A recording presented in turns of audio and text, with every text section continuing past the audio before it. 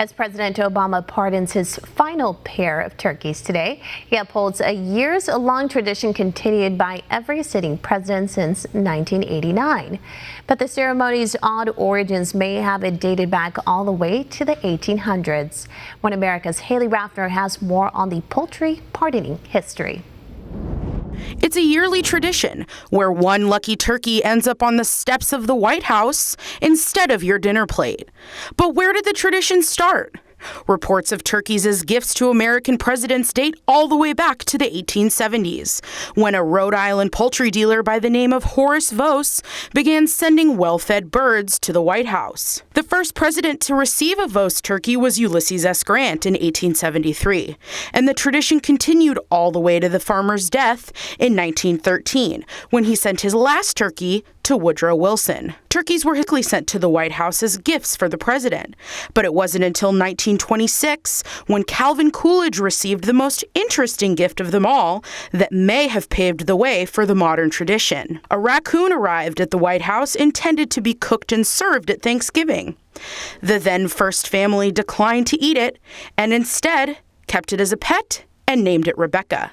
That begged the question, if the president could pardon a raccoon, why not a turkey?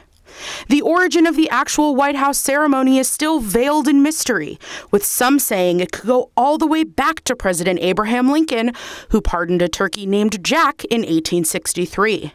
Some say Harry S. Truman was the first president to officially pardon a turkey, and while turkeys have been spared under John F. Kennedy and Ronald Reagan, the ceremony wasn't cemented into tradition until George H.W. Bush held the first official pardoning ceremony in 1989. Now, every year since, a president has held a turkey pardoning ceremony on Thanksgiving Eve. That's including Bill Clinton, George W. Bush, and President Barack Obama. I hereby officially pardon this turkey in order that he be sent to the petting zoo in Fairfax County, Virginia, to live his remaining days in peace and happiness.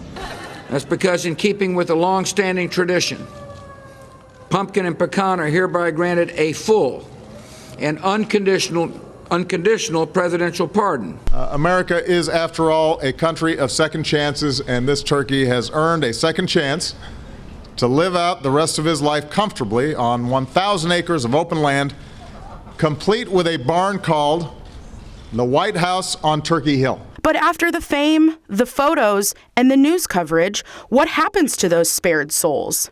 In years past, the pardoned poultry have gone to parks in Virginia, Mount Vernon, and in years before, they were on display at Disneyland and even Disney World. Hayley Rafner, One America News.